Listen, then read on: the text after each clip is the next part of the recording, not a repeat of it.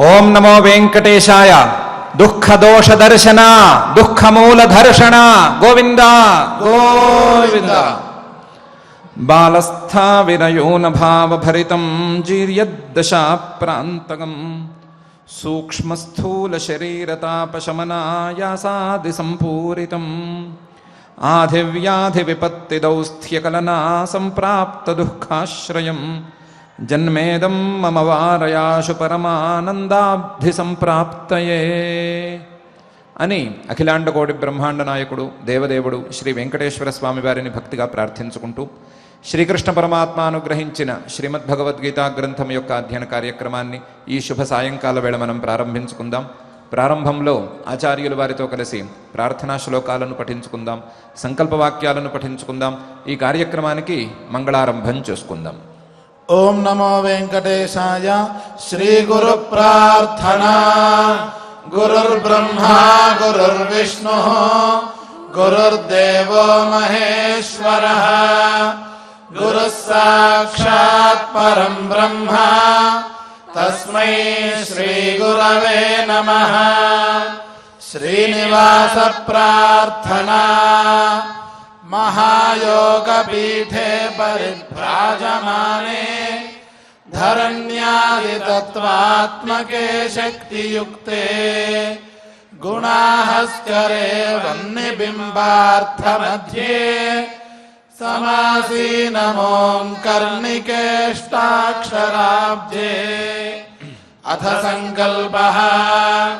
श्रीमद् आदिवराह क्षेत्रे विराजमानस्य अखिलाण्डकोटि ब्रह्माण्डनायकस्य श्रीपद्मावती जानेः भगवतः श्रीवेङ्कटेश्वर स्वामिनः दिव्यसन्निधौ भगवतः श्रीकृष्ण परमात्मनः अनुग्रहेण अस्माकं सर्वेषां शारीरस्य मानसस्य च बलस्य सिद्ध्यर्थं समस्तानां असाध्यव्याधीनां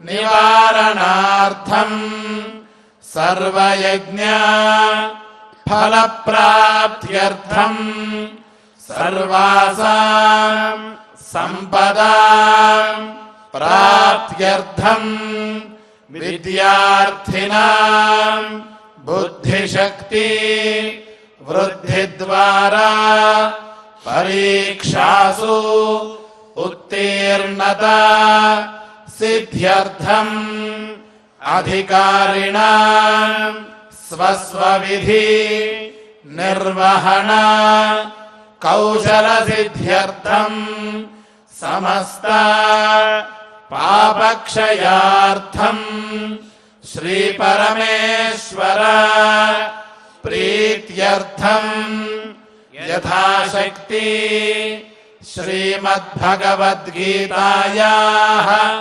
त्रयोदशाध्यायान्तर्गत श्लोकपारायणं करिष्यामहे. श्रीगीता प्रार्थना. सर्वोपनिषदो गावो दोग्धा गोपालनन्दनः पार्थो वत्सः सुधीर्भोक्ता दुग्धं गीतामृतं महत्. श्रीकृष्ण प्रार्थना. संसार सिन्धुमग्नस्य भग्नभावस्य दुष्कृतेः दुर्भावलग्नमनसः श्रीकृष्ण शरणं मम. श्रीवेदव्यास प्रार्थना. वासिष्ठः शक्तिपौत्रश्च शुकदेव गुरुर्गुरुः ఆషాఢపూర్ణిమా పూజ్యః పూర్ణచంద్రనిభాననః. శ్రీ గురుభ్యో నమః. పరమాత్మ జ్ఞాన సాధనానికి కావలసినటువంటి ఉపాయాలను మనకు ఉపదేశిస్తూ వస్తున్నాడు. వాటిల్లో మొదటి విడతగా అమానిత్వం, అదంభిత్వం, అహింస, క్షాంతి, ఆర్జవం, ఆచార్యోపాసనం, శౌచం, స్థైర్యం, ఆత్మవినిగ్రహ అనే 9 ఉపాయాలను ఉపదేశం చేశాడు. ఉపదేశం చేసి అందులో చివరిదైనటువంటి ఆత్మ వినిగ్రహాన్ని మానవులు సాధించుకోవాలి అని ఒకమారు చెప్పాడు. ఆత్మ వినిగ్రహం శరీరాన్ని, ఇంద్రియాలను మనకు కావలసిన విధంగా మలుచుకోవటం, మనం సాధించుకోవలసిన లక్ష్యానికి తగ్గట్టుగా శరీరాన్ని, ఇంద్రియాలను అదుపులో ఉంచుకోవటం, వాటిని సన్మార్గంలో ఉంచుకోవటం, ఇష్టం వచ్చినట్టు ప్రవర్తించేటువంటి లక్షణం కలిగిన వీటిని సరి అయిన దారిలో ఉంచుకోవటం అనే దాన్ని సాధించుకోవాలి అని ఒకమారు చెప్పాడు. అయితే శరీరమైన, ఇంద్రియాలైన మాట వినేది ఎట్లా? ఎందుకు మాట వింటాయి? స్వభావతః అవి ఎటు ప్రవర్తించాలో, ఎటు పోవాలో అటు పోయే లక్షణం కలిగే ఉన్నవి కదా. అవి ఏవి అనుకూలంగా ఉంటే అటువైపు వెళ్ళడానికి అలవాటు పడిపోయినాయి కదా. ఇలా అలవాటు పడిపోయినటువంటి శరీరాన్ని, ఇంద్రియాలను ఎలా సన్మార్గంలోకి తేవటం అని సందేహిస్తారేమో. ఆ సందేహం అక్కర్లేదు. దానికి తగ్గ ఉపాయాలను నేను పై ఉపాయాలుగా ఉపదేశం చేస్తాను అని పై శ్లోకంలో మరొక 3 ఉపాయాలను ఉపదేశం చేస్తున్నాడు. అవి ఇంద్రియార్థేషు వైరాగ్యం, అనహంకార ఏవచ, జన్మ మృత్యు జరా వ్యాధి దుఃఖ దోషానుదర్శనం అని. ఇంద్రియార్థేషు వైరాగ్యం అనేది ఒక ఉపాయం, అనహంకార అనేది మరొక ఉపాయం, మరొకటి 3వది జన్మ మృత్యు జరా వ్యాధి దుఃఖ దోషానుదర్శనం అని. ఈ 3 ఉపాయాలను గనక సాధించుకోగలిగినట్లయితే ఆత్మ వినిగ్రహ అనేది కుదురుతుంది. ఆత్మ వినిగ్రహం కుదిరినప్పుడు స్థైర్యం కూడా కుదురుతుంది. స్థైర్యం కుదిరితే తప్పకుండా ఆ జ్ఞాన సాధనోపాయాలన్నీ కలిసి రావటం వల్ల జ్ఞానం, తత్వజ్ఞానం అబ్బుతుంది అని పరమాత్మ అభిప్రాయపడుతున్నాడు. అందులో ఇంద్రియార్థేషు వైరాగ్యం. ఇంద్రియం, ఆయా ఇంద్రియాలకు అలవాటు పడ్డటువంటి విషయాలు, ఆ విషయాల మీద ఉండేటువంటి కోరిక, వీటిని తగ్గించుకోవటం. ఇంద్రియముల యొక్క విషయాలు, ఆ విషయాల మీద సహజంగానే ఇంద్రియాల ద్వారా పెరిగినటువంటి కోరిక, ఇవి తగ్గించుకుని ఇంద్రియార్థాల మీద వైరాగ్యాన్ని సంపాదించుకోవటం అనేది ఒక ఉపాయం. దీనితో పాటుగా అనహంకార ఏవచ, ఏ రకంగానూ నేను గొప్పవాడిని అనే దర్పానికి పోకుండా ఉండటం, ఈ శరీరము ఇవన్నీ నేను అనేటువంటి అహంకారాన్ని కూడా దూరం చేసుకునేటువంటి ప్రయత్నం చేయటం అనే అనహంకారాన్ని సాధించుకోవాలి అని చెప్తున్నాడు. ఇంద్రియార్థేషు వైరాగ్యం, అనహంకార ఏవచ. ఈ రెండిటితో పాటు జన్మ మృత్యు జరా వ్యాధి దుఃఖ దోషానుదర్శనం అని కూడా చూసుకోవాలి. జన్మ, మానవులు తమ జన్మ మీద ఉండేటువంటి దోషాన్ని సరిగ్గా చింతన చేసుకోవాలి. ఈ జన్మ దోషాన్ని సరిగ్గా అర్థం చేసుకోవాలి. మృత్యువులో ఉండేటువంటి దోషాన్ని సరిగ్గా అర్థం చేసుకోవాలి. జర అంటే ముసలితనంలో ఉండేటువంటి దోషాన్ని కూడా అర్థం చేసుకోవాలి. వ్యాధులలో మనకు తెలిసినటువంటి జ్వరాది వ్యాధులలో ఉండేటువంటి దోషాన్ని అర్థం చేసుకోవాలి. దుఃఖాలలో ఉండేటువంటి దోషాలను కూడా అర్థం చేసుకోవాలి.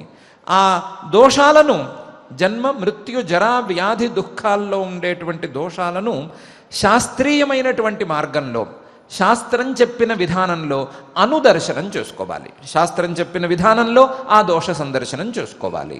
అలా చేసుకున్నప్పుడు వారికి ఇంద్రియార్థంలో ఉండేటువంటి రాగం తక్కి ఇంద్రియార్థేషు వైరాగ్యం అనేది కుదురుతుంది. దాంతోపాటు అనహంకార అనేది కూడా బలపడుతుంది అని పరమాత్మ అభిప్రాయపడుతున్నాడు. ముందు ఇంద్రియార్థాలలో, ఇంద్రియాలు ఏ ఏ వస్తువులను లోపలికి తీసుకురావటానికి అలవాటు పడ్డాయో అటువంటి విషయాలకు, ఇంద్రియాలకు ఉండేటువంటి సంబంధాన్ని తగ్గించటానికి వీలుగా ఈ ఇంద్రియాలను ప్రేరణ చేసి, బయటకు వెళ్ళి విషయాలను తీసుకురండి అని చెప్పేటువంటి మనసులో ఉండే రాగాన్ని, కోరికను తగ్గించుకోవాలి అని అంటున్నాడు. ఇంద్రియార్థేషు వైరాగ్యం, వైరాగ్యాన్ని సాధించుకోవాలి అంటున్నాడు. ఆ వైరాగ్యంతో పాటుగా అనహంకార, దర్పం, గర్వం లేదా అహంకారం లేకుండా ఉండటం, అలాగే ఈ శరీరం నేను అనేటువంటి అహంకారాన్ని కూడా దగ్గరకు రానివ్వకుండా ఉండటం, ఈ రెండిటినీ కలిపి సాధించుకోమంటున్నాడు. ఈ రెండిటినీ సాధించుకోవటానికి వీలుగా జన్మ మృత్యు జరా వ్యాధి దుఃఖ దోషాను దర్శనం అనేది చేసుకోమంటున్నాడు. జన్మలోనూ, జర ముసలితనంలోనూ, మృత్యువులోనూ, వ్యాధులలోనూ, దుఃఖాలలోనూ ఉండేటువంటి దోషాలన్నిటినీ జాగ్రత్తగా శాస్త్రీయమైనటువంటి మార్గంలో అర్థం చేసుకుని, విచారించుకుని, చింతన చేసుకుని, ఆలోచించుకుని, మనసుకు ఎక్కించుకుని ఈ వైరాగ్యాన్ని సంపాదించుకోమని అంటున్నాడు. జన్మ మృత్యు జరా వ్యాధి దుఃఖ దోషాను దర్శనం అని ఏమంటాడు ఇంతకీ పరమాత్మ? ఏంటి ప్రత్యేకించి ఈ శ్లోకంలో చెప్తున్నటువంటి అంశం? వైరాగ్యం అనే అంశాన్ని ఎన్నోసార్లు చెప్పుకుంటూనే వచ్చాడు కదా. ద్వితీయాధ్యాయం నుండి వైరాగ్యం వైరాగ్యం వైరాగ్యం అంటూనే ఉన్నాడు కదా. ఈ శ్లోకంలో ప్రత్యేకించి వైరాగ్యాన్ని ఎందుకు తీసుకువచ్చాడు? అనహంకార, అహంకారాన్ని విడిచిపెట్టాలి అని గత అధ్యాయంలోనూ అక్కడ ఇక్కడ చెప్పాడు కదా. ఇందుకు ఇక్కడ తీసుకొచ్చి పెట్టాడు. దానితో పాటు ఈ జన్మ మృత్యు జరా వ్యాధి దుఃఖ దోషాను దర్శనం అని ఎందుకు కలుపుతున్నాడు అని మనం విచారించుకోవాలి. పరమాత్మ యొక్క అభిప్రాయం ఇలా ఉంది. మానవుల యొక్క సహజమైన కోరిక, మానవులు సహజంగా కోరుకునేది ఏమిటి? మానవులు తమకు ఏం కావాలి అని కోరుకుంటారు. ఏం కావాలి అని కోరుకుంటారు అంటే, మాకు పరిపూర్ణమైన సుఖం కావాలి అని కోరుకుంటారు. ఏమి వద్దు అనుకుంటారు అంటే, మాకు దుఃఖం లేదా కష్టం లేదా మరొకటి బాధ కొంచెం లేశమాత్రం కూడా వద్దు అనుకుంటారు. సుఖం మాత్రం పరిపూర్ణంగా కావాలి, మొత్తం కావాలి, దుఃఖం మాత్రం లేశమాత్రం కూడా వద్దు అని అనుకుంటారు. ఇది మానవుల యొక్క సహజమైన ప్రవృత్తి, సహజమైనటువంటి కోరిక. ఈ కోరికని వాస్తవానికి అప్రిషియేట్ చేయాలి, వాస్తవానికి ఈ కోరికను ప్రోత్సహించాలి కూడాను. కానీ ఈ కోరిక వేరే విధంగా పరిణమిస్తోంది. వాస్తవానికి ఈ కోరిక ఎలాంటి కోరిక అంటే, మోక్షం కావాలి అనే కోరికతో సమానమైనటువంటి కోరిక, ముముక్షుత్వంతో సమానమైనటువంటి కోరిక. ఇదే మోక్షం అంటేను, పరిపూర్ణమైనటువంటి సుఖము, ఏ రకమైనటువంటి దోష సంపర్కము, దోషము లేదా దుఃఖము లేకపోవటం అనేదే మోక్షం.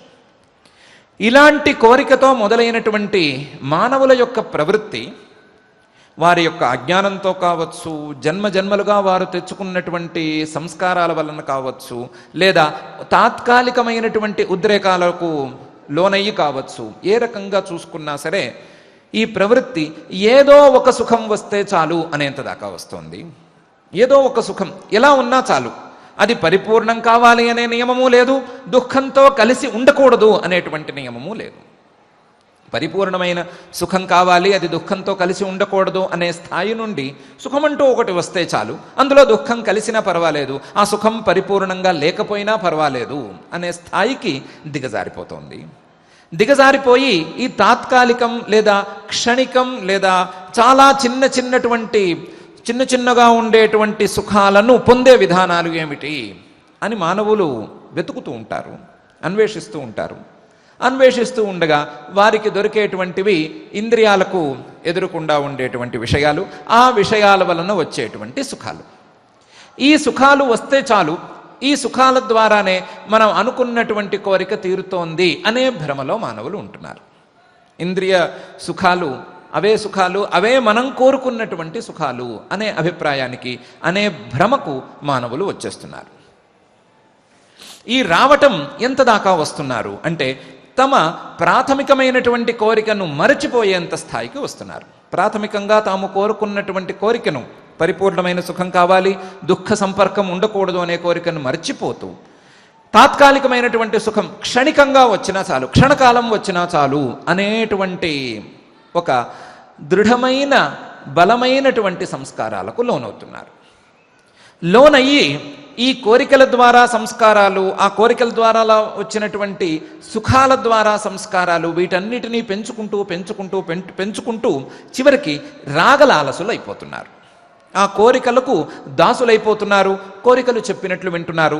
చెప్పినట్లు వింటూ క్రమంగా వారు పడుతున్నటువంటి బాధలను పెంచుకుంటున్నారు. ఇంతవరకు సుఖమేదో లేశమాత్రం వచ్చింది అనుకుంటున్నటువంటి సుఖం కూడా ఏదో బాధతో కలిసి ఉంది అని అనుకున్నా సరే చివరికి బాధే మిగిలేట్టుగా, దుఃఖమే మిగిలేట్లుగా చేసుకుంటున్నారు. ఇది మానవుల యొక్క ఒక సహజ ప్రక్రియలో లేదా సహజ పరిణామ ప్రక్రియలో వచ్చినటువంటి దోషం. ఈ దోషాన్ని ఎక్కడో ఒక చోట ఆపాలి. మానవుల యొక్క నిజమైన కోరికను నిలబెట్టాలి. మానవుల యొక్క కోరిక పరిపూర్ణమైన సుఖాన్ని పొందాలి, అది దుఃఖంతో కలిసి ఉండకూడదు అనేటువంటి కోరిక. ఆ కోరికను నిలబెట్టాలి అంటే, ఆ కోరికకు ఒక సాఫల్యాన్ని చూపించాలి అంటే, సఫలమైన దారిని చూపించాలి అంటే ఏం చేయాలి అంటే, ఈ తాత్కాలికమైనటువంటి కోరికలకు అడ్డుకట్ట వేయాలి. అడ్డుకట్ట వేయాలి అంటే దానికి వైరాగ్యం అని పేరు పెట్టుకుని ఆ వైరాగ్యాన్ని సాధించుకోమని ఉపదేశం చేయాలి. తాత్కాలికమైనటువంటి సుఖాలను తీసుకొచ్చి పెట్టే, తాత్కాలికమైనటువంటి సుఖాలను కలిగించే ఈ ఇంద్రియార్థాల మీద, ఇంద్రియాలకు సంబంధించిన విషయాల మీద, వస్తువుల మీద ఉండే రాగాన్ని తగ్గించుకునే విధానంలో ఇంద్రియార్థ వైరాగ్యం అని ఉపదేశం చేయాలి. అంటే ఇంద్రియాలతో మనం తెలుసుకునేటువంటి విషయాలు, ఇంద్రియాలతో మనం లోపలకు తెచ్చుకునేటువంటి విషయాలు, వీటి మీద కోరికలు పనికిరావు. వీటి ద్వారా వచ్చేటువంటి సుఖం పరిపూర్ణమైన సుఖం కాదు. పరిపూర్ణమైన సుఖం కాకపోగా ఇది దుఃఖానికి దారితీస్తోంది.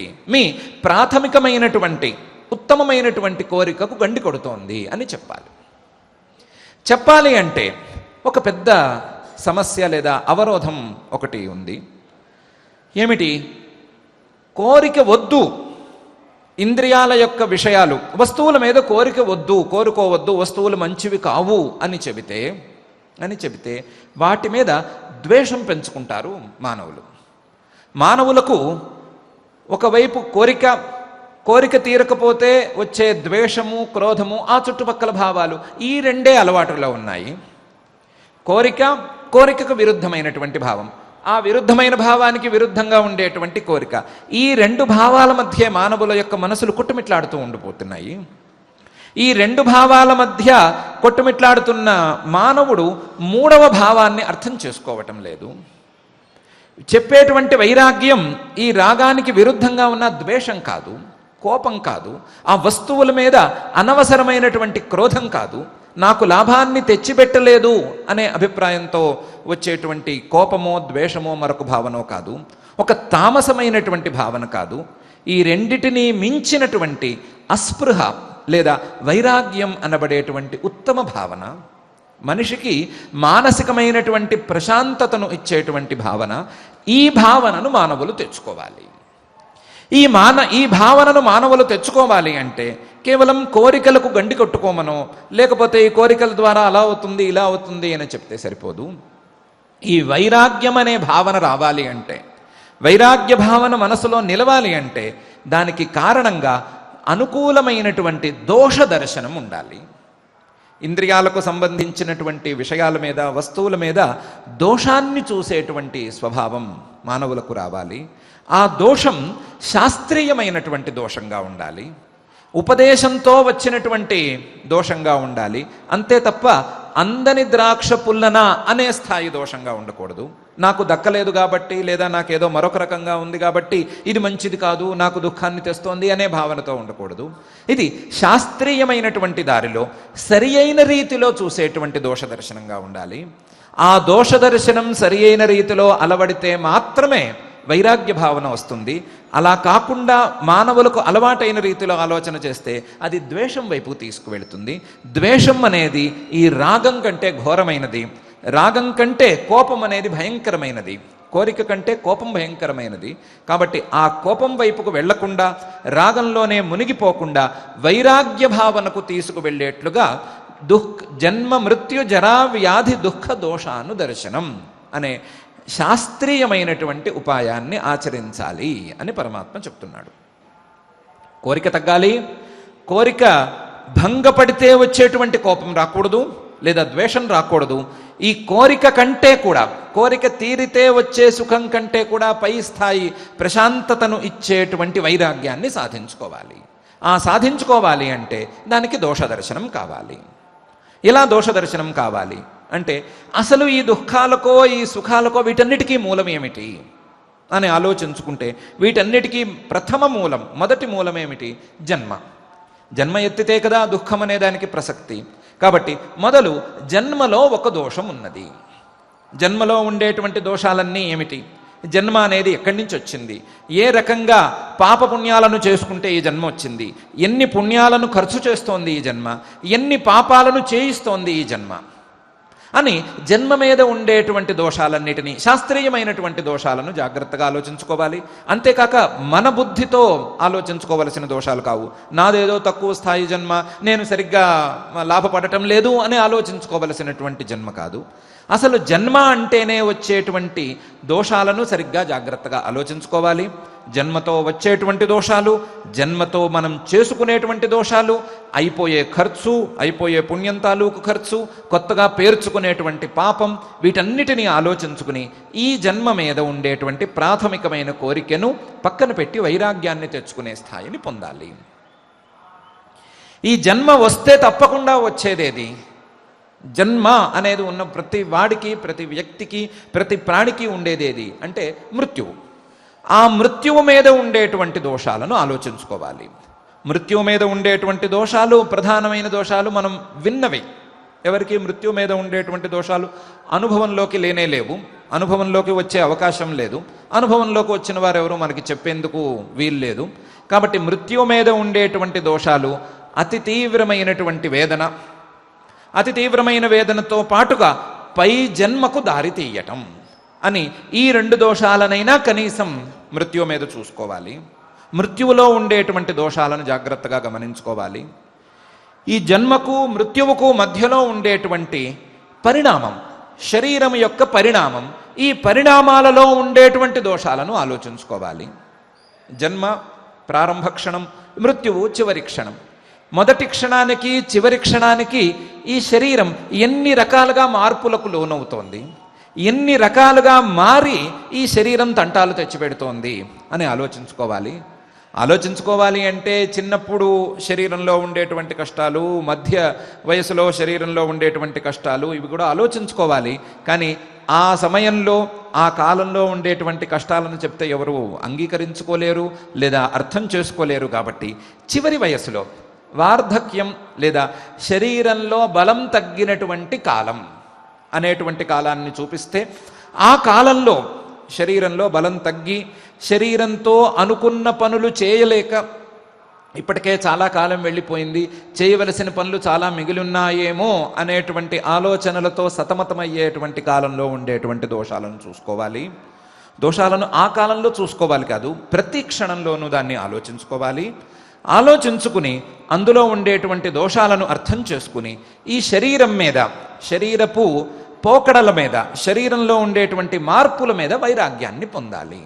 నాకేదో నిరంతరం శరీరంలో బలమే ఉండాలి అని కానీ, చిన్న పిల్లవాడిగానే ఉండిపోవాలని కానీ, శరీరంలో బలం తగ్గకుండా బలం నిరంతరం ఉండాలి అని కానీ కోరికలను కాకుండా పై స్థాయి వైరాగ్య భావనను అలవాటు చేసుకోవాలి. అలా జర ముసలితనం మీద ఉండేటువంటి దోషాన్ని చూసుకుని ఆ వైరాగ్యాన్ని పొందేందుకు ప్రయత్నం చేసుకోవాలి. ఇది కాక మానవ శరీరానికి, మానవ శరీరం అంటేనే తప్పనిసరిగా వచ్చేటువంటి వ్యాధులను కూడా సరిగ్గా ఆలోచించుకోవాలి. మానవ శరీరం అన్న తర్వాత ఈ శరీరంలో వ్యాధి అనేది రాకుండా ఉండేందుకు ఆస్కారమే లేదు. వ్యాధులు లేని శరీరం అనేది లేనే లేదు. వ్యాధులు లేకుండా శరీరం ఉండేందుకు అవకాశమే లేదు.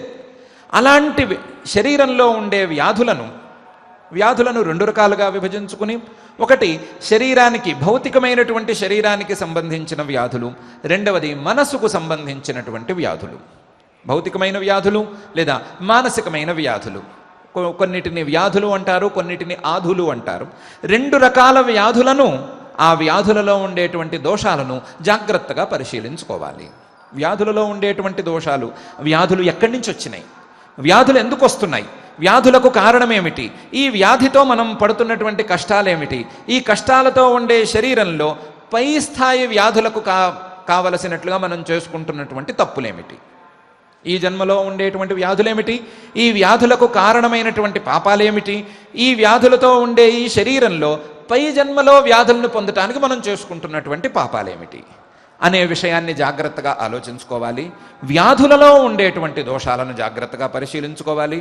వ్యాధుల ద్వారా వచ్చేటువంటి బాధలను అనుభవించటం కాదు, ఆ బాధలను తప్పించుకోవాలి అని ప్రయత్నం చేయటం కూడా కాదు, దానికంటే వెనక ఉండేటువంటి భావాన్ని పరిశీలించుకుని ఈ వ్యాధులు ఎక్కువగా ఉండే, వ్యాధులు తప్పనిసరిగా ఉండేటువంటి ఈ శరీరంలోనూ, ఈ శరీరాన్ని తెచ్చిపెట్టేటువంటి ఈ జన్మలోనూ వైరాగ్యాన్ని పొందాలి. వ్యాధులలో దోషాన్ని చూసుకోవాలి. ఇంతేకాకుండా దుఃఖాలలో ఉండేటువంటి దోషాలు చూసుకోవాలి. దుఃఖాలు ఎన్ని రకాలు? దుఃఖాలు ఆధ్యాత్మికం, ఆది భౌతికం, ఆది దైవికం అని 3 విధాలుగా ఉంటాయని చాలాసార్లు చెప్పుకున్నాము. ఆ 3 రకాలుగా ఉండేటువంటి దుఃఖాల్లో ఉండే దోషాలు ఏమిటి? ఏ దుఃఖాలను మనం అరికట్టుకోగలము, ఏ దుఃఖాల నుండి మనం తప్పించుకోగలము, ఏది మన చేతిలో లేవు, ఏవి మన చేతిలో ఉన్నాయి, మనం దాటగలిగినవేవి, దాటలేనివేవి, మన చేతిలో ఉన్నవేవి, మనం కావాలని తెచ్చిపెట్టుకుంటున్నవేవి, ఇలాంటి విషయాలన్నీ కూడా సరిగ్గా ఆలోచించుకోవాలి. ఆలోచించుకుని ఈ దుఃఖాలు మళ్ళీ కలగకుండా ఉండేట్టుగా ఏమైనా దారి చూడాలి అనే ఆలోచనను పొందాలి. అలా పొందినప్పుడు వైరాగ్య భావన అనేది స్థిరపడుతుంది. ఆ వైరాగ్యాన్ని సాధించుకోవటానికి ఈ జన్మ, మృత్యు, జరా, వ్యాధి, దుఃఖ దోషాను దర్శనం అని చేయాలి. దుఃఖ దోష దర్శనం అని చెప్పకుండా అనుదర్శనం, శాస్త్రంలో చెప్పిన దానికి అనుగుణంగా దర్శనం చూసుకోవాలి. ఆ దోషాలను జాగ్రత్తగా ఆలోచించుకోవాలి అని పరమాత్మ చెప్తున్నాడు. ఇదే విషయాన్ని ఇంకో రకంగా కూడా చెప్పుకోవచ్చు. జన్మలో ఉండేటువంటి దుఃఖాలెన్ని? ఒక జన్మ, ఏదో ఒక ప్రాణి జన్మ కావచ్చు, మానవ జన్మ కావచ్చు, ఈ భూప్రపంచంలోకి రావాలి అంటే ఏ రకమైనటువంటి దుఃఖాలున్నాయి, ఎవరెవరికి దుఃఖాలున్నాయి అనే సంగతి ఆలోచించుకోవచ్చు. మృత్యువు అనేది కనుక తటస్థిస్తే ఎవరెవరికి దుఃఖం కలుగుతోంది, ఏ రకమైనటువంటి దుఃఖం కలుగుతోంది అనే ఆలోచనైనా చూసుకోవచ్చు. జర, ముసలితనంలో ఏ రకమైనటువంటి దుఃఖాలు కలుగుతున్నాయి, మనకు కానీ, పరులకు కానీ, ఇతరులకు కానీ, చూసేవారికి కానీ, సేవలు చేసేవారికి కానీ, ఎవరికైనా ఏ రకమైనటువంటి దుఃఖాలు కలుగుతున్నాయి అనేనా దోషణం చూసుకోవచ్చు. వ్యాధులు కలిగినప్పుడు వ్యాధుల వలన వచ్చేటువంటి దుఃఖాలు ఏమిటి, అవి మనకు, పక్కవారికి, లేదా సేవ చేసేవారికి, చూసేవారికి, ఆలోచించుకునేవారికి, వీరందరికీ కలిగేటువంటి దుఃఖాలు ఏమిటి, వ్యాధులు ఎవరికైనా దుఃఖాలను కలిగిస్తున్నాయా, లేదా కలిగిస్తున్న దుఃఖాలు ఎలా ఉంటున్నాయి, ఇలాంటి విషయాలన్నీ ఆలోచించుకోవాలి.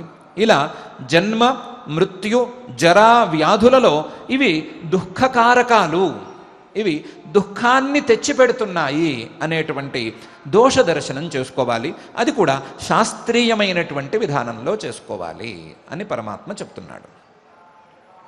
శాస్త్రీయమైన విధానం అని అంటున్నాం, కానీ ఏదో ఉన్న మాటకు అర్థం చెప్పుకున్నాం. కానీ శాస్త్రీయమైన విధానం ఎలా ఉంటుంది అని అంటే దానికి పతంజలి మహర్షి గారు ఒక సూత్రంలో, చాలా సంగ్రహాత్మకమైనటువంటి సూత్రంలో, సంపూర్ణ మానవ జీవితంలో ఉండేటువంటి దుఃఖాలన్నిటినీ ఒక చోట ఉంచి పెట్టేశారు.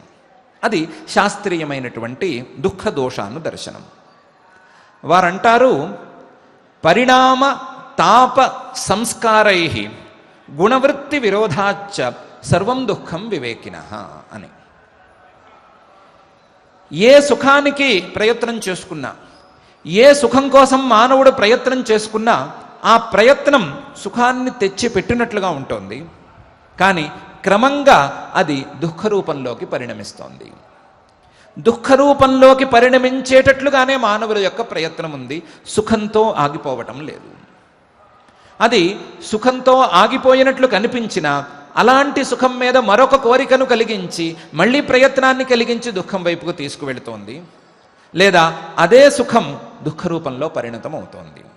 కోరిక తీరకపోతే కొత్త కోరిక కోసం ప్రయత్నం చేయటంతో పాటుగా కోరిక తీరితే ఇలాంటి మరొక కోరిక కోసం, ఇలాంటి ఇంకో కోరికను తీర్చుకోవటం కోసం ప్రయత్నం చేస్తూ మళ్ళీ మళ్ళీ కష్టపడుతూనే ఉన్నారు. సుఖం క్షణకాలం ఉంటుంది, క్షణిక సుఖం కోసం చేయరాని ప్రయత్నం లేదు.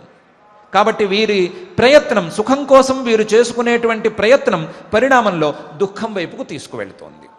ఇంతేకాకుండా ఈ సుఖం ఎక్కువైనప్పుడు కూడా దుఃఖం వస్తోంది. బాగా తీయగా ఉండేటువంటి పాయసం ఎక్కువ తింటే నోరంతా చేదవుతోంది, లేదా కడుపులోకి వెళ్ళిన తర్వాత అది చేసేటువంటి అకృత్యాలకు అంతే లేదు. కాబట్టి ఈ సుఖమే దుఃఖ రూపంగా పరిణమిస్తోంది. సుఖం కోసం చేసే ప్రయత్నం దుఃఖం కోసం చేసే ప్రయత్నంగా పరిణమిస్తోంది. ఇది పరిణామ దుఃఖం. ఇంతేకాకుండా ఈ సుఖం అనేది అది ఉన్న కాలంలో కూడా ఏదో ఒక తాపాన్ని, సంతాపాన్ని, పరితాపాన్ని లేదా ఒక కష్టాన్ని తెచ్చిపెడుతోంది. ఎలా తెచ్చిపెడుతోంది? ఈ క్షణిక సుఖం అనుభవించేటువంటి కాలంలో ఇది అయిపోతోంది అనేటువంటి బాధ. ఇది అయిపోతోంది అనేటువంటి బాధతో పాటు నాకంటే నా పక్కవాడు ఎక్కువ సుఖంగా ఉన్నాడు అనేటువంటి బాధ. మొదటి బాధ కొంచెం తక్కువ బాధ, రెండో బాధకు అసలు అంతు అనేది లేనే లేదు. మనకంటే మన పక్కవాడు కనుక ఎక్కువ సుఖంగా ఉన్నట్లయితే ఆ బాధలో మనకుండేటువంటి లేశమాత్రం సుఖం కూడా ఎందుకు పనికి రాకుండా పోతుంది. మన ఇంట్లో ఎలక్ట్రిసిటీ పోతే, కరెంటు పోతే వెంటనే మనం చేసే పని ఏంటి అంటే పక్కవాడింట్లో పోయిందా లేదా అని చూస్తాం. ఎందుకు చూడటం అంటే ఏదో కానీ కారణం వేరే అయ్యుండొచ్చు. ఏంటి మొత్తం వీధంతా పోయిందా, ట్రాన్స్ఫార్మర్ పోయిందా, లేదా మన ఇంట్లో కనెక్షన్ పోయిందా అనే కారణం పైకి చెప్పుకునే కారణం. కానీ మనతో పాటు వాడు కూడా చీకట్లో మగ్గుతున్నాడా లేదా, వాడు కూడా చీకట్లో మగ్గితే పర్వాలేదు, మనం మాత్రమే మగ్గితే మాత్రం వెంటనే వాడికి కాల్ చేయాలి అనే స్వభావం మానవులకు తప్పైన స్వభావంగా ఇప్పుడు లెక్కలో లేదు. కాబట్టి ఇట్లాంటి స్వభావం ఉండటం వలన మనకంటే పక్కవాడికి ఎక్కువ సుఖం ఉన్నది అనేటువంటి భావన వచ్చినప్పుడు ఈ సుఖం కాస్త దుఃఖంగా మారిపోతుంది. ఇది తాప దుఃఖం. దీన్ని ఇంకా కూడా చాలా వివరించుకోవచ్చు ఈ తాప దుఃఖాన్ని. ఇది కాక ఇంకా ప్రధానమైనటువంటి దుఃఖం సంస్కార దుఃఖం. ఏ వ్యక్తికి నియతంగా ఈ వస్తువు ద్వారా సుఖం కలుగుతుంది అనే అంశాన్ని మనం చెప్పలేకపోతున్నాం. ఈ వస్తువుతో సుఖమే కలుగుతుంది, ఈ వస్తువుతో దుఃఖమే కలుగుతుంది అనే అంశం చెప్పలేకపోతున్నాం. చివరికి కాఫీ టీలలో కూడా ఈ నియమం సరిగ్గా లేదు. కాఫీ సుఖమా, టీ సుఖమా మనం చెప్పలేం. లేదా మరొకటి సుఖమా, ఇంకొకటి సుఖమా చెప్పడానికి వీలు లేదు. ఒకరు ఈ అంశం బాగుందంటున్నారు, ఇంకొకరు ఇంకొక అంశం బాగుందంటున్నారు. అది ఇస్తే సుఖంగా ఉందంటున్నారు, ఇంకొకటి ఇస్తే దుఃఖంగా ఉందంటున్నారు. ఎందుకు ఒక్కొక్కళ్ళు ఒక రకంగా మాట్లాడుతున్నారు? లేదా ఒకే వ్యక్తి పొద్దున పూట కాఫీ తాగటం, మధ్యాహ్నం పూట టీ తాగటం అలవాటు పెట్టుకుని పొద్దున పూట కాఫీ మార్చి టీ ఇచ్చి మధ్యాహ్నం పూట టీ మార్చి కాఫీ ఇస్తే కలవరపడిపోతున్నాడు. పొద్దున పూట కాఫీ తాగటం అలవాటు ఉన్న వాళ్ళకి గనక టీ ఇస్తే పొరపాటున, లేదా మార్చి ఇస్తే మంచి చేదుగా ఉండటం అనేది సహజం కదా అని చెప్పి వాళ్ళకి వేపాకు కషాయం ఇస్తే, మరొక కషాయం ఇస్తే చేదుగా ఉండటం అన్నీ సమానంగానే ఉంటాయి కదా అంటే నాకు రోజే పాడైపోతుంది అంటున్నాడు. ఆ ఫస్ట్ కాఫీని వాడు అనుకున్నటువంటి రీతిలో తాగలేకపోతే రోజు మొత్తం పాడైపోయింది అనుకుంటున్నాడు, డిస్టర్బ్ అయిపోయానని అనుకుంటున్నాడు. ఎందుకు అనుకుంటున్నాడు? మానవుడు ఎందుకు ఇలా ఆలోచిస్తున్నాడు అంటే ప్రతి మానవుడికి ఒక సంస్కారం వెంట ఉంది. ఆ సంస్కారం మానవుడి యొక్క సుఖాన్ని నిర్దేశిస్తోంది. ఇది సుఖం అని. కాఫీ తాగే అలవాటు ఉన్నవాడికి ఆ సంస్కారం అలా తోస్తోంది, ఇంకొకటి తాగే అలవాటు ఉన్నవాడికి ఆ సంస్కారం అలా తోస్తోంది. అది మాత్రమే సుఖాన్ని ఇస్తోంది. దాన్ని తీసి అమృతాన్ని ఇచ్చినా సరే నాకు సుఖంగా ఉంది అని మానవుడు అనడు. ఎందుకు అనడు అంటే అది సంస్కారం చేసేటువంటి పని. సంస్కారం మన సుఖాలను నిర్దేశిస్తోంది. ఈ సంస్కారం ఎట్లా ఉంది అని మనం ఏం ఊహిస్తాం? ఏ సంస్కారం మనలో ఉంది అని మనకు మాత్రం తెలుసా పెట్ట? కాబట్టి ఈ సంస్కారం చెప్పినట్లుగా ఈ సుఖం మారిపోతూ ఉండటం వలన, సరి అయిన రీతిలో సంస్కారానికి సుఖాలకి టాలీ కాకపోవటం వలన, సంస్కారాలకు తగ్గట్లుగా ఆయా వస్తువులు ఉండాలి అనే నియమం లేకపోవటం వలన ఈ సుఖం కాస్త దుఃఖంగా మారిపోతోంది. దానికి కారణం వస్తువుల్లో ఉండేటువంటి లోపం కాదు. వస్తువులు అలాగే ఉన్నాయి, వస్తువులలో మార్పు లేదు, కానీ సంస్కారాలలో మార్పు ఉంది, సంస్కారాలలో మ్యూటేషన్ ఉంది. ఆ మ్యూటేషన్ వలన లేదా సంస్కారాలలో ఉండేటువంటి విచిత్ర రీతుల వలన అది సుఖం కాస్త దుఃఖంగా మారిపోతుంది. కాబట్టి ఇవి పరిణామ తాప సంస్కారై. ఈ సర్వం దుఃఖం వివేకిన, సుఖం కూడా దుఃఖంగా మారిపోతుంది. రెండవది గుణవృత్తి విరోధాచ్చ. గుణాలు అంటే సత్వము, రజస్సు, తమస్సు అనేటువంటి 3 గుణాలు ఇవి నిరంతరం ఒకదానికొకటి పోటీ పడుతూ పొట్లాడుకుంటూ ఉన్నట్లుంటాయి. ఒకదానికంటే ఒకటి ఎక్కువ అవ్వటానికి, తక్కువ అవ్వటానికి లేదా మార్చుకోవటానికి అన్యోన్యాభిభవ వృత్తయ అని శాస్త్రంలో చెప్పినట్లుగా విచిత్రమైన రీతిలో కొట్లాడుకుంటూ ఉంటాయి. ఈ కొట్లాడుకుంటున్నటువంటి ఈ గుణాల మధ్య జరిగేటువంటి కొట్లాటలో సుఖం కాస్త ఏ క్షణాన దుఃఖంగా మారిపోతుందో చెప్పలేకపోతున్నాం. గుణముల యొక్క సత్వరజస్తమో గుణాల యొక్క ప్రవృత్తులు విచిత్రంగా ఉంటున్నాయి. సుఖంగా అనిపించినటువంటి సత్వగుణం క్షణంలో సత్వానికి బలం తగ్గంగానే, రజస్సుకు ప్రమేయం పెరగంగానే సుఖం తగ్గిపోయి దుఃఖంగా మారిపోతుంది. అది గుణాల యొక్క ప్రభావం. దానిని కూడా మనం ఊహించలేం కాబట్టి మనకు సుఖంగా ఉన్నదే క్షణంలో దుఃఖంలా మారిపోతుంది. ఇలా ఆలోచించి, ఇలా నిరంతరం ఆలోచించినట్లయితే, వివేకాన్ని తెచ్చుకున్నట్లయితే ప్రతిదీ దుఃఖమయంగానే కనిపిస్తుంది. ఏ పని చేసినా అది దుఃఖానికే దారి తీస్తోంది అనే మాట అర్థమైపోతుంది. అయితే ఇటు పరమాత్మ చెప్పిన మాట కానీ, జన్మ మృత్యు జరా వ్యాధి దుఃఖ దోషానుదర్శనం అని కానీ, పరిణామ తాప సంస్కారై గుణవృత్తి విరోధాచ్చ సర్వం దుఃఖం అనేటువంటి యోగ సూత్రం కానీ, రెండూ కూడా నెగటివ్ అప్రోచ్ని ఏమన్నా మనకు అలవాటు చేస్తున్నాయా? నెగటివ్ థింకింగ్ని ఏమన్నా అలవాటు చేస్తున్నాయా? సుఖంగా ఏదో కలిగే వస్తువుని ఇది నీకు సుఖం కాదు, ఇది నీకు దుఃఖం అనే మాటను మనకేమన్నా ఎక్కిస్తున్నాయా? వీటి తీరు బాలేదా? ఏమన్నా వేరే రకంగా ఆలోచిస్తున్నాయా? సవ్యంగానే ఉన్నదాన్ని అపసవ్యంగా మారుస్తున్నాయా అని చిన్న సందేహం మనకు కలగక మానదు. దానికి సమాధానం యోగ సూత్రంలో ఆయన జాగ్రత్తగానే ఇచ్చారు. సర్వం దుఃఖం వివేకినః అని. ఇది ఎవరికి పడితే వారికి అర్థమయ్యేటువంటి విషయము కాదు, ఎవరికి పడితే వారికి తోచే విషయము లేదా నిలిచే విషయము కాదు.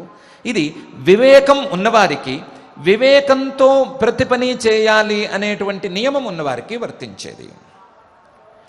వివేకంతో చేసేవారికి, వివేకంతో ఆలోచించే వారికి ఇవన్నీ దుఃఖాలుగా కనిపిస్తాయి. వివేకం లేకుండా ఉన్నదొన్నట్టు చేసేద్దాము అని అనుకునే వారికి ఇది దుఃఖంగా కనిపించదు. వివేకంతో చేసేవారికి, వివేకంతో ఆలోచన చేసేవారికి, వివేకం లేకుండా ఉన్నదొన్నట్టు నడిపించేసుకుందాం అనుకునే వారికి ఎంత తేడా ఉంది అంటే, ఒకే చిన్న దారపు పోగు చాలా సున్నితంగా ఉంది, చాలా మెత్తగా ఉంది. దాన్ని శరీరంలో ఏ భాగంలో తగిలించినా అసలు స్పర్శే కలగదు. ఒక దారపు పోగు స్పర్శని శరీరం గుర్తించలేదు, మన చర్మం దాన్ని గుర్తించలేదు. కానీ అదే దారపు పోగు కంట్లో పడితే పరిస్థితి ఏంటి? కంట్లో పడితే ఎంత విలవిల్లాడిపోతుంది కన్ను, ఎన్ని నీళ్లు కారుస్తుంది, ఎంత ఎర్రగా మారుతుంది. ఏ క్షణానైనా సరే దాన్ని బయటికి తోసేద్దాము అని ఎంత ప్రయత్నం చేస్తుంది. దారపు పోగు చిన్నది, శరీరం మొత్తం చాలా పెద్దది. కానీ చిన్న కనుగుడ్డు దాని మీద పడ్డప్పుడు ఈ దారపు పోగు ఆ కన్ను పడేటువంటి తపన శరీరం కంటే వేరుగా ఉంటుంది. అలాగే ఈ దుఃఖం గురించినటువంటి ఆలోచన సామాన్యులైనటువంటి జనాలని పెద్దగా ఆలోచింపనివ్వదు, పెద్దగా వాళ్ళని వేధించదు. కానీ ఈ వివేకంతో పనిచేయాలి అనే తపన ఉండేటువంటి సాధకులకు మాత్రం కంట్లో పడ్డ నలుసులాగా, కంట్లో పడ్డ దారపు పోగులాగా చాలా కష్టం పెడుతుంది.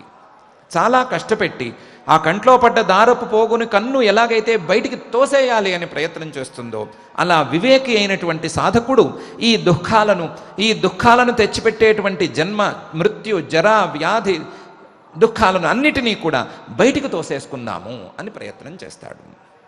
ఆ బయటికి తోసుకుందామనే చేసే ప్రయత్నాన్నే వైరాగ్యం అని అంటారు. ఆ వైరాగ్యాన్ని ఈ విధంగా సాధించుకోవాలి అని పరమాత్మ మనకు చెప్తున్నాడు. జన్మ మృత్యు జరా వ్యాధి దుఃఖ దోషాను దర్శనం అని. ఇది నెగటివ్ థింకింగ్ ఏం కాదు, ఇది వాస్తవమైనటువంటి ఆలోచన.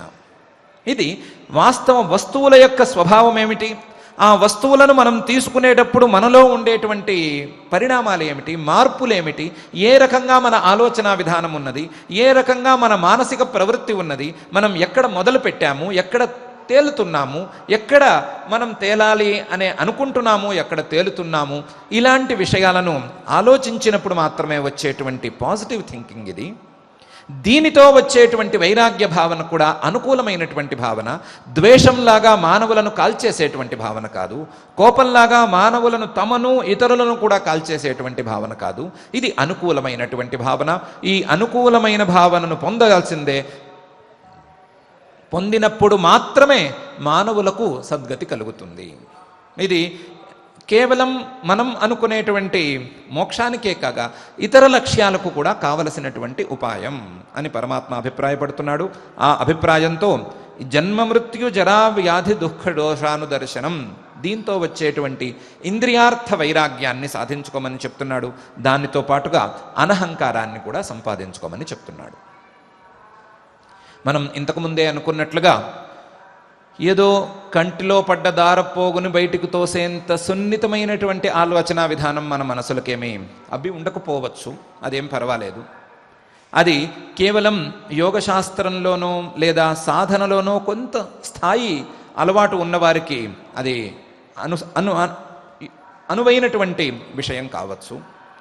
కానీ మనమైతే మాత్రం మనకు అక్కర్లేని విషయాలలో, మనకు నిరంతరం దుఃఖాలనే తెచ్చిపెట్టేటువంటి మన యొక్క స్వభావాలలో కానీ, మన యొక్క ప్రవృత్తులలో కానీ, మన ఆలోచనలలో కానీ ఏ రకమైనటువంటి దుఃఖ సాధకత్వం ఉన్నది అనే విషయాన్ని ఒకసారి ఆలోచించుకుందాం. ఏ రకంగా మన ప్రవృత్తులు, మన అలవాట్లు, మన ఆలోచనలు, ఆలోచన విధానాలు ఇవన్నీ కూడా మనకి దుఃఖం వైపుగా దారితీసేట్లుగా చేస్తున్నాయి, ఏ రకంగా మనల్ని దుఃఖం వైపుకు లాక్కుపోతున్నాయి అనే విషయాన్ని మనం ఆలోచించుకుందాం. ఆలోచించుకుని దానికి తగ్గట్లుగా ఆ దుఃఖకారకమైనటువంటి, దుఃఖాన్ని తీసుకొచ్చేటువంటి ఆ ప్రవృత్తులకు, ఆ అలవాట్లకు, ఆ ఆలోచనలకు దూరంగా ఉండేటువంటి ప్రయత్నం చేద్దాం. మనం ఆ విధంగా వైరాగ్యాన్ని సాధించుకోవటంలో మొదటి మెట్టుకి మనం ఎక్కే ప్రయత్నం చేసుకుందాం. మొదటి మెట్టుకు ఎక్కి వైరాగ్యంలో చివరి మెట్టుకు చేరేందుకు కూడా మనం వశీకార సంజ్ఞా వైరాగ్యం అని పతంజలి మహర్షి గారు చెప్పిన వైరాగ్యం దాకా ఎగబాకేందుకు ప్రయత్నం చేసుకుందాం. ఎగబాకేందుకు ప్రయత్నం చేసుకుని ఈ వైరాగ్యం ద్వారా సాధించుకోవలసినటువంటి మానసికమైన ప్రశాంతతను సాధించుకుందాం. మనకు అలాంటి వైరాగ్యంలో ప్రవృత్తిని, అలాగే దుఃఖ దోషానుదర్శనాన్ని ఇచ్చి మన వైరాగ్యాన్ని స్థిరం చేసి మనకు మానసికమైనటువంటి ప్రశాంతతను ఇవ్వవలసిందిగా, అనుగ్రహించవలసిందిగా ఆ అఖిలాండకోటి బ్రహ్మాండ నాయకుడు దేవదేవుడు శ్రీ వెంకటేశ్వర స్వామి వారిని భక్తిగా ప్రార్థించుకుందాం. ఆ ప్రార్థనతో ఈరోజు పారాయణ కార్యక్రమాన్ని ప్రారంభించుకుందాం. అథ శ్రీమద్భగవద్గీతాసు ఉపనిషత్సు బ్రహ్మ విద్యాయాం యోగశాస్త్రే శ్రీకృష్ణార్జున సంవాదే క్షేత్రజ్ఞ విభాగ యోగో నామ త్రయోదశోऽధ్యాయః శ్రీభగవానువాచ ఇదం శరీరం కౌంతేయ క్షేత్రమిత్యభిధీయతే ఏతద్యో వేత్తి తం ప్రాహుః క్షేత్రజ్ఞ ఇతి తద్విదః క్షేత్రజ్ఞం చాపి మాం విద్ధి సర్వక్షేత్రేషు భారత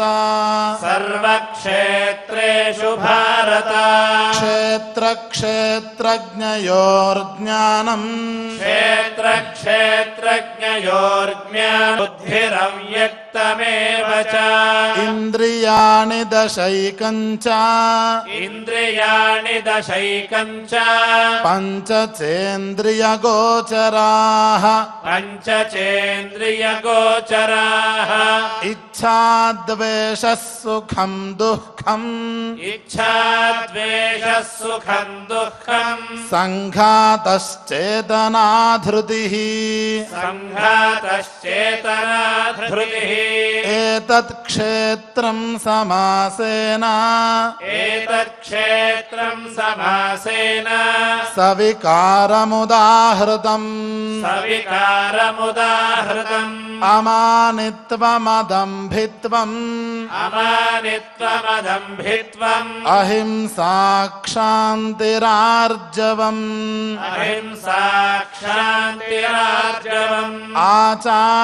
ఆచార్యోపాసనం ఆచార్యోపాసనం శౌచం ఆచార్యోపాసనం శౌచం స్థైర్యమాత్మవినిగ్రహः స్థైర్యమాత్మవినిగ్రహः ఇంద్రియార్థేషు వైరాగ్యం ఇంద్రియార్థేషు వైరాగ్యం అనహంకార ఏవ చ అనహంకార ఏవ చ జన్మ మృత్యుజరా వ్యాధి జన్మ మృత్యుజరా వ్యాధి దుఃఖ దోషానుదర్శనం దుఃఖదోషానుదర్శనం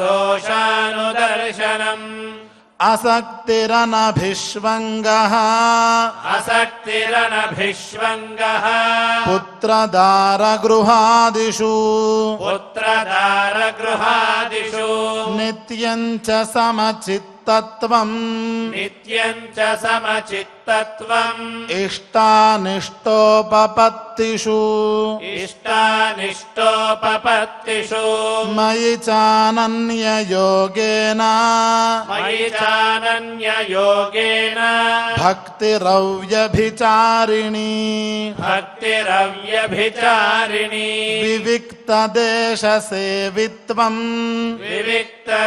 వివిక్తదేశసేవిత్వం అరతిర్జన సంసది అరతిర్జన సంసది అధ్యాత్మజ్ఞాన నిత్యత్వం అధ్యాత్మజ్ఞాన నిత్యత్వం తత్వజ్ఞానార్థదర్శనం తత్వజ్ఞానార్థదర్శనం ఏతజ్ఞానమితి ప్రోక్తం ఏతజ్ఞానమితి ప్రోక్తం అజ్ఞానం యదతోన్యథా అజ్ఞానం యదతోన్యథా జ్ఞేయం యత్తత్ ప్రవక్ష్యామి జ్ఞేయం యత్తత్ ప్రవక్ష్యామి యజ్ఞాత్వామృతమశ్నుతే యజ్ఞాత్వామృతమశ్నుతే అనాదిమత్పరం బ్రహ్మ అనాదిమత్పరం బ్రహ్మ న సత్తన్నాసదుచ్యతే న సత్తన్నాసదుచ్యతే సర్వతః పాణిపాదం తత్ సర్వతః పాణిపాదం తత్ సర్వతోక్షిశిరోముఖం సర్వతోక్షిశిరోముఖం సర్వతః శృతిమల్లోకే సర్వతః శృతిమల్లోకే సర్వమావృత్య తిష్టతి సర్వమావృత్య తిష్టతి సర్వేంద్రియగుణాభాసం సర్వేంద్రియగుణాభాసం సర్వేంద్రియవివర్జితం సర్వేంద్రియవివర్జితం అసక్తం సర్వభృచ్చైవ అసక్తం సర్వభృత్యైవ నిర్గుణం గుణభోక్తృ చ నిర్గుణం గుణభోక్తృ చ బహిరంతశ్చ భూతానాం బహిరంతశ్చ భూతానాం అచరం చరమేవ చ అచరం చరమేవ చ సూక్ష్మత్వాత్ తదవిజ్ఞేయం సూక్ష్మత్వాత్ తదవిజ్ఞేయం దూరస్థం చాంతికే చ తత్ దూరస్థం చాంతికే చ తత్ అవిభక్తం చ భూతేషు అవిభక్తం చ భూతేషు విభక్తమివ చ స్థితం విభక్తమివ చ స్థితం భూతభర్తృ చ తజ్ఞేయం భూతభర్తృ చ తద్జ్ఞేయం గ్రసిష్ణు ప్రభవిష్ణు చ గ్రసిష్ణు ప్రభ విష్ణు చ జ్యోతిషామపి తజ్జ్యోతిః జ్యోతిషామపి తజ్జ్యోతిః తమసః పరముచ్యతే తమసః పరముచ్యతే జ్ఞానం జ్ఞేయం జ్ఞానగమ్యం జ్ఞానం జ్ఞేయం జ్ఞానగమ్యం హృది సర్వస్య విష్ఠితం హృది సర్వస్య तस्य विष्ठितम् इति क्षेत्रं तथा ज्ञानम् इति क्षेत्रम् तथा ज्ञानम् ज्ञेयं चोक्तं समासतः ज्ञेयम् चोक्तम् समासतः मद्भक्त एतद्विज्ञाय मद्भक्त एतद्विज्ञाय मद्भावायोपपद्यते मद्भावायोपपद्यते प्रकृतिं पुरुषं चैव प्रकृतिम् पुरुषम् चैव विध्यनादि उभावपि विद्यनादि उभावपि विकारांश्च गुणांश्चैव विकारांश्च गुणांश्चैव विद्धि प्रकृतिसम्भवान् विद्धि प्रकृतिसम्भवान् कार्यकारणकर्तृत्वे कार्यकारणकर्तृत्वे हेतुः प्रकृतिरुच्यते हेतुः प्रकृतिरुच्यते पुरुषः सुखदुःखानां पुरुषः सुखदुःखानाम् भोक्तृत्वे हेतुरुच्यते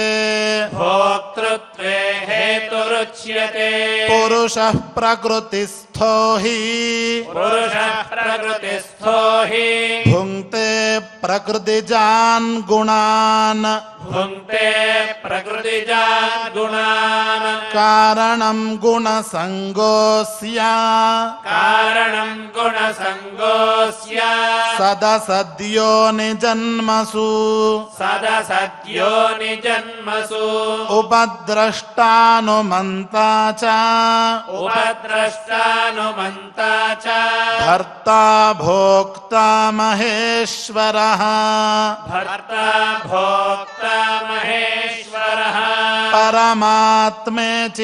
परमात्मेति चाप्युक्तः परमात्मेति चाप्युक्तः देहेऽस्मिन् पुरुषः परः देहेऽस्मिन् पुरुषः परः य एवं वेत्ति पुरुषम् य एवं वेत्ति पुरुषम् प्रकृतिं च गुणैः सह प्रकृतिम् च गुणैः सह सर्वथा वर्तमानोऽपि सर्वथा वर्तमानोऽपि न स भूयोऽभिजायते न स भूयोऽभिजायते ध्यानेनात्मनि पश्यन्ति ध्यानेनात्मनि पश्यन्ति केचिदात्मानमात्मना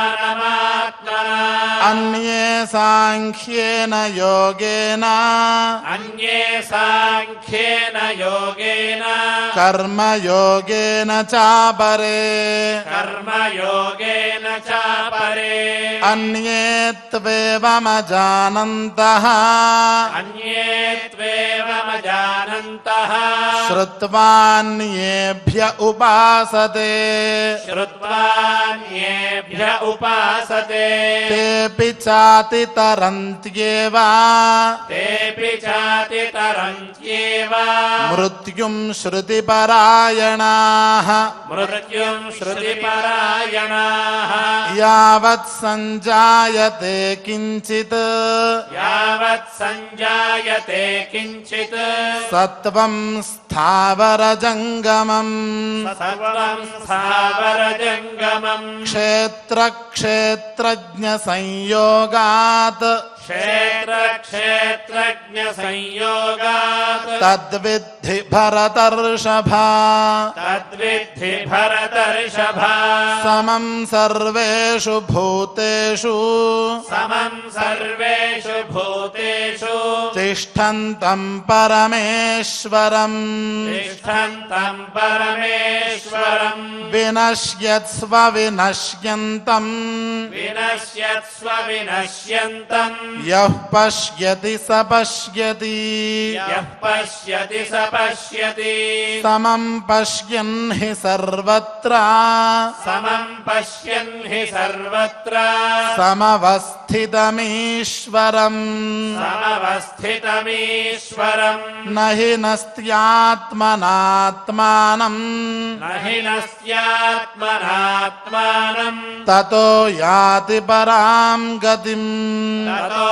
याति पराम् गतिम् प्रकृत्यैव च कर्माणि प्रकृत्यैव च कर्माणि क्रियमाणानि सर्वशः क्रियमाणानि सर्वशः यः पश्यति तथात्मानम् यः पश्यति तथात्मानम् अकर्तारं स पश्यति अकर्तारम् स पश्यति यदा भूतपृथग्भावम् यदा भूतपृथग्भावम् एकस्थमनुपश्यति एकस्थमनुपश्यति तत एव च विस्तारम् तत एव च विस्तारम् ब्रह्म सम्पद्यते तदा ब्रह्म सम्पद्यते तदा अनादित्वान्निर्गुणत्वात् अनादित्वान् निर्गुणत्वात् परमात्मायमव्ययः परमात्मायमव्ययः शरीरस्थोऽपि कौन्तेय शरीरस्थोऽपि कौन्तेय न करोति न लिप्यते न करोति न लिप्यते यथा सर्वगतं सौक्ष्म्यात् यथा सर्वगतं सौक्ष्म्यात् आकाशं नोपलिप्यते आकाशं नोपलिप्यते सर्वत्रावस्थितो देहे सर्वत्रावस्थितो देहे तथात्मानोपलिप्यते तथात्मानोपलिप्यते यथा प्रकाशयत्येकः यथा प्रकाशयत्येकः कृत्स्नं लोकमिमं रविः कृत्स्नं लोकमिमं रविः क्षेत्रं क्षेत्री तथा कृत्स्नं क्षेत्रं क्षेत्री तथा कृत्स्नं प्रकाशयति भारत प्रकाशयति भारत क्षेत्रक्षेत्रज्ञयोरेवम् क्षेत्रक्षेत्रज्ञयोरेवम् अन्तरं ज्ञानचक्षुषा अन्तरं ज्ञानचक्षुषा भूतप्रकृतिमोक्षं च भूतप्रकृतिमोक्षं च ये विदुर्यान्ति ते परम् ये विदुर्यान्ति ते परम् इति श्रीमद्भगवद्गीतासु इति श्रीमद्भगवद्गीतासु उपनिषत्सु उपनिषत्सु ब्रह्मविद्यायां ब्रह्मविद्यायां योगशास्त्रे योगशास्त्रे श्रीकृष्णार्जुनसंवादे श्रीकृष्णार्जुनसंवादे क्षेत्रक्षेत्रज्ञविभागयोगो नाम क्षेत्रक्षेत्रज्ञविभागयोगो नाम त्रयोदशोऽध्यायः त्रयोदशोऽध्यायः త్రయోదశాధ్యాయంలో ఉన్న 34 శ్లోకాలను చక్కగా పారాయణం చేసుకున్నాం. यत्र योगेश्वरः कृष्णः यत्र पार्थो धनुर्धरः तत्र श्रीर्विजयो